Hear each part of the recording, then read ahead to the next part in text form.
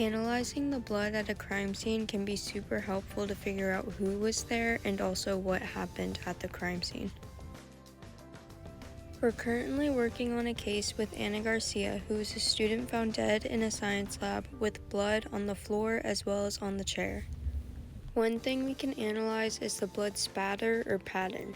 This can help us understand how high the blood fell from, as well as give us hints as to how the blood got there.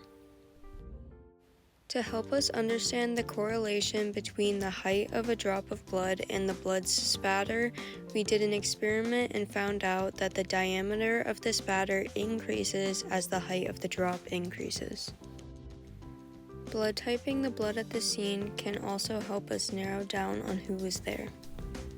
There are 4 blood types: A, B, AB, and O. Type A blood cells have A antigens, which are proteins on the surface of the blood cell, with anti-B antibodies, which go against the B blood cells. The exact opposite is B blood cells, which have B antigens with anti-A antibodies, meaning they fight off A blood cells. Blood type AB has both A and B antigens with no antibodies, so any blood type works with blood type AB. Type O has no antigens with both anti-A and anti-B antibodies, so it fights off A and B blood types.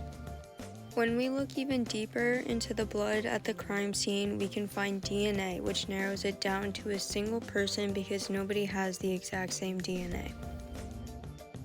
We all have billions of nucleotides that make us individuals.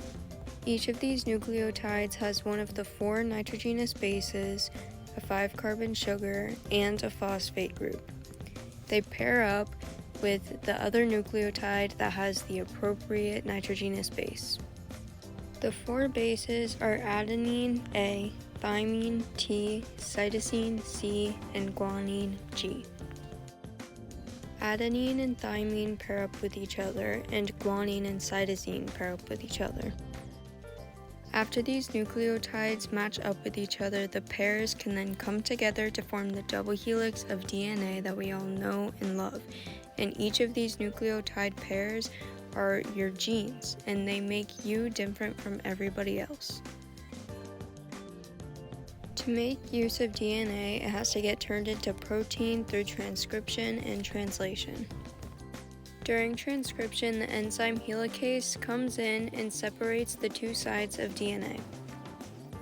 Another enzyme, polymerase, then comes in and matches that strand of DNA up with mRNA, which is the exact same as the other strand of DNA, but with a U instead of a T, U meaning uracil.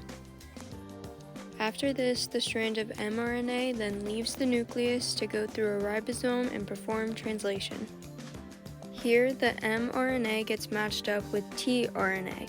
Every 3 letters of tRNA makes a certain amino acid, and then as the mRNA continues to get read, it forms more and more amino acids until it forms a polypeptide chain, which then coils up to form a protein.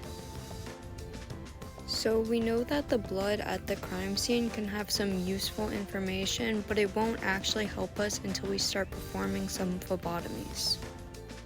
This is where somebody, preferably a professional, draws the blood from people related to the crime and then tests it to see if they're a match for the blood that was found at the scene.